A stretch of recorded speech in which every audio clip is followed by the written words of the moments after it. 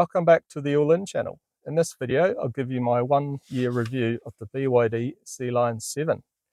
Now, just for a little bit of a recap, I've got the premium variant of the Sealion 7 available in New Zealand. There's two variants in total, premium and the performance. The performance sits slightly above this. It's the all-wheel drive variant, comes with slightly bigger wheels, heated steering wheel, heated rear seats, and red painted brake calipers. Alrighty, so to date I've done approximately 22,000 kilometres with a cumulative average electricity consumption of 19.5 kilowatt hours per 100 kilometres.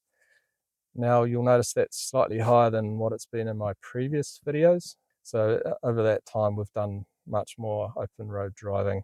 You know, if you live out in the country, you're probably likely to expect around that sort of range average. Now, what else has been happening? So just recently, we took the car in for its 12-month or 20,000 kilometre service. And that came to just north of 350 New Zealand dollars. The biggest component of that was probably labour.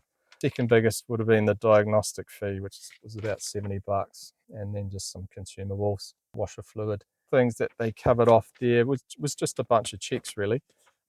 Check for any outstanding campaigns, vehicle system operations via diagnostic socket check the handbrake, instrument cluster, the warning lights, exterior lights, wipers and washers, the windscreen condition, seat belts, air conditioning, seat operating, lubricate door hinges and traps. They also lubricated the bonnet lock and safety catch. We'll come back to that because just prior to the service I was experiencing a wee issue opening the bonnet. They also checked the condition of the battery using an approved BYD battery tester. They also checked the high voltage battery harness, the high-low voltage battery connectors, washer fluid, cooling system hoses, electric motor coolant level and concentration. Also checked the AC components, the brake booster and hoses, the drive mounting bracket, the vent valve, the status of the service switch, manual service switch. They also checked the mounting position of the cooling water pipe clip, high voltage battery housing and bracket. They also checked the high voltage battery pack grounding wire. Brake pads were checked and the check disc condition.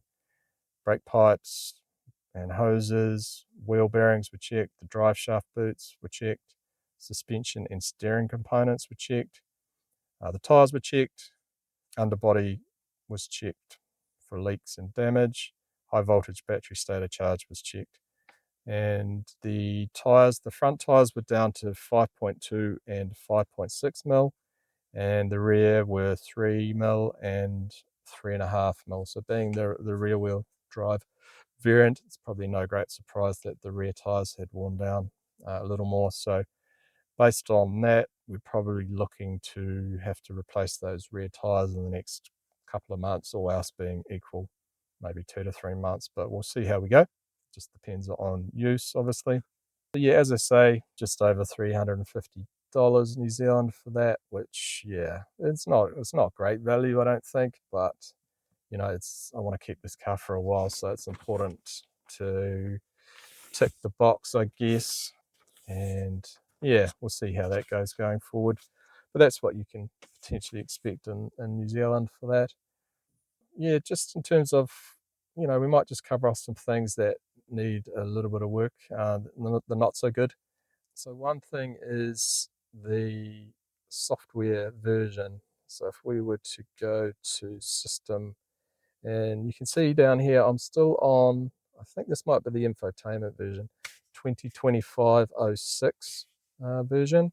And that hasn't changed since I bought the car. I've had the car almost a year, and it's still on the June version of the software from 2025. So disappointing that hasn't changed. I've never actually been asked to download and install a over-the-year update either in this car since I've had it, which is a surprise. I know other people out there have, and BYD have released OTAs, you know, numerous OTAs since I've owned it, but I've not yet been prompted to install it, which is a surprise. In terms of other versions, is it vehicle? Yeah, actually no, the other version is the software version here, and you can see that I'm still on version 3.0.0. I believe I think I first got the vehicle on version 1.0.0 from memory. So that has changed, but I wasn't asked to do it. I wasn't prompted to download, install anything, so I'm not quite sure how that happened. It must have done it itself. And in saying that, it's not the latest software version either. I'm pretty sure there's a 3.0.1 or 3.1.0, I don't know. So yeah, that's been a little disappointing. Other slight disappointments with the vehicle, as mentioned previously, I think I raised this, the onboard navigation tool application is delayed, and that's pretty pronounced when you're due to take a turn. It asks you to turn, it gives you the warning that it's coming up, and you have a look at the map to get a bit of a rough guide as to where it is. And before you know it, it's right in front of you, and you've got it's pretty much past you. So yeah, there's at least a 1 second delay with what the map's telling you in reality. So that needs to be improved. The other slight niggle I've had has been the bonnet. As mentioned, they lubricated the bonnet mechanism and safety with the service, but just prior to the service, I was having issues opening the bonnet. It takes 2 pulls of the lever to open the bonnet. The first pull felt fine, but when you pulled the second time, sometimes it just wasn't there. And the only way to open the bonnet I found was to then hop outside, lift the bonnet up just a little bit, and then come back and the second pull would work quite easily. So it kind of feels like that could be a lubrication issue. I don't know the mechanics of it, but there is, prior to that service, I was beginning to experience those issues. And after the service, I'm still experiencing those issues. So the service didn't really help with that issue. So I should have mentioned it at the time, but you don't remember absolutely everything sometimes.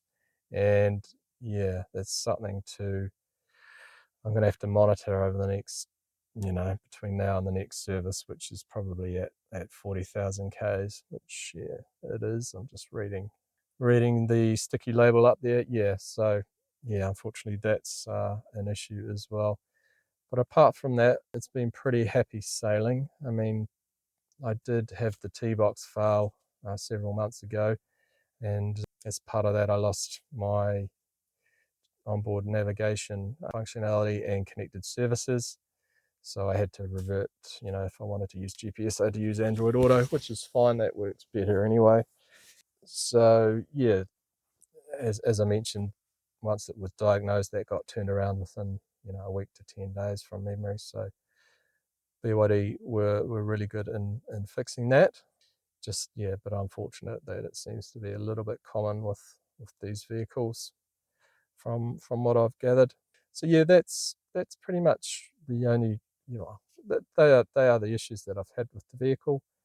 In terms of positive things over this 12 months, yeah, the cameras on these vehicles are great, nice and clear. The 360 in particular is extremely helpful for parking and maneuvering in tight spaces.